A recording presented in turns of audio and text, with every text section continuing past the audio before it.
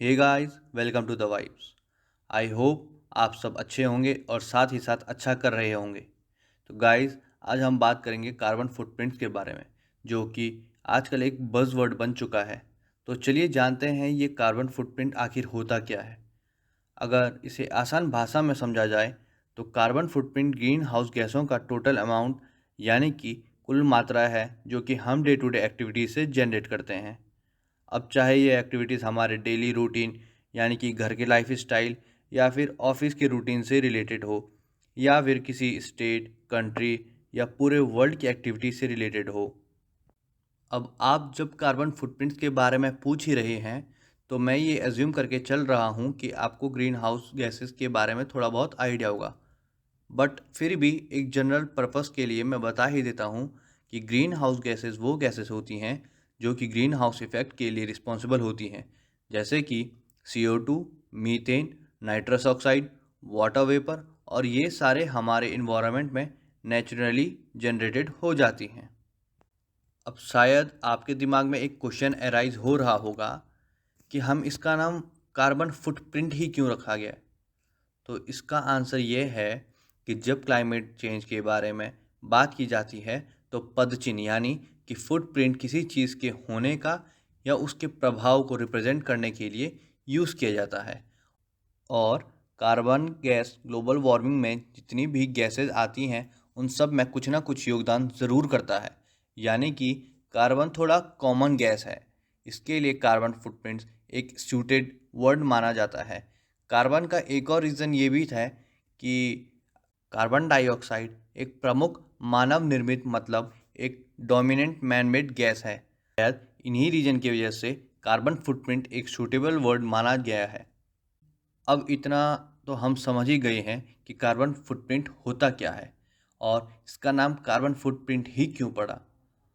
तो अब बारी आती है ये डिस्कस करने की कि इसका इफ़ेक्ट हमारे इन्वायरमेंट पे क्या पड़ रहा है। तो पहले शुरुआत करते हैं इन्वायरमेंट से, और इसमें भी सबसे ऑब्वियस है कि क्लाइमेट चेंज, जो कि लगातार CO2 के बढ़ने से अफेक्ट होता रहता है। दूसरा है एयर पोल्यूशन यानी वायु प्रदूषण, जिससे शहरों में जहरीले धुंध के कारण लोगों को रेस्पिरेटरी इन्फेक्शन का शिकार होना पड़ सकता है। और यही नहीं, इससे और भी खतरनाक बीमारी जैसे कैंसर का भी कुछ ना कुछ चांसेस अराइज हो ही जाते हैं। साथ ही कार्बन फुटप्रिंट्स का यानी कार्बन डाइऑक्साइड का एक योगदान एसिड रेन को प्रोड्यूस करने में भी बहुत ज़्यादा ही होता है। और अगर बात करें ग्लेशियर्स की, तो इसका प्रभाव वहाँ भी कम नहीं, जिसके कारण ग्लेशियर ज़्यादा तेज़ी से पिघलने लगते हैं। और अगर हम कार्बन फुटप्रिंट्स के अफेक्ट्स को ऐसा ही डिस्कस करते रहें तो शायद ये लिस्ट कभी रुके ही नहीं। अब आपके मन में एक क्वेश्चन ज़रूर घूम रहा होगा कि जब ये कार्बन फुटप्रिंट इतना डेंजर है तो हमारी गवर्नमेंट इसके लिए क्या कर रही है, और कर भी रही है या फिर बस हाथ पर हाथ धरे देख रही है। पर साथ ही साथ हमें ये भी समझना होगा गाइस कि कार्बन एमिशन एकदम से या फिर फ्रिक्वेंटली ज़ीरो नहीं हो सकता। ये एक स्लो प्रोसेस है जिसके लिए इंडिया ने अनाउंस किया है कि 2017 तक India net zero carbon emission करने वाली कंट्री बन जाएगी, जिसके लिए सरकार ने बहुत सारे फैसले लेने शुरू कर दिए हैं और कुछ फैसले तो कर भी चुकी है। जैसे कि भारत में 50% नॉन फॉसिल सोर्स इंस्टॉल किए जाएंगे इलेक्ट्रिसिटी प्रोड्यूस करने के लिए बाय 2030। UN क्लाइमेट समिट में इंडिया ने अपना गोल्स अनाउंस किया, जो कि 450 गीगावाट तक पहुंचाने का है बाय 2030, और ये इंक्रीज हो सकता है बाय 500 गीगावाट। साथ ही साथ ग्रीन और ग्रे हाइड्रोजन के लिए हाइड्रोजन एनर्जी मिशन का अनाउंसमेंट भी किया गया है। साथ ही साथ ट्रांसपोर्ट सेक्टर में भी कुछ चेंजेस की बात की गई है, जैसे कि ई मोबिलिटी को एसेलरेट करना, वॉलेंट्री यानी कि स्वतः अपने मन से अपने निजी वाहन को स्क्रैपिंग में भेजना जब उसकी वैलिडिटी समाप्त हो जाए, as per the Indian RTO, जिसके हित में बहुत सी स्कीमें भी बनाई गई हैं।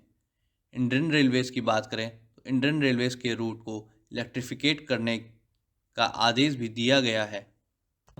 और आपको ये जान करके भी अच्छा लगेगा कि कॉरपोरेट बिजनेस वर्ल्ड की तरफ से भी योगदान दिया जा रहा है।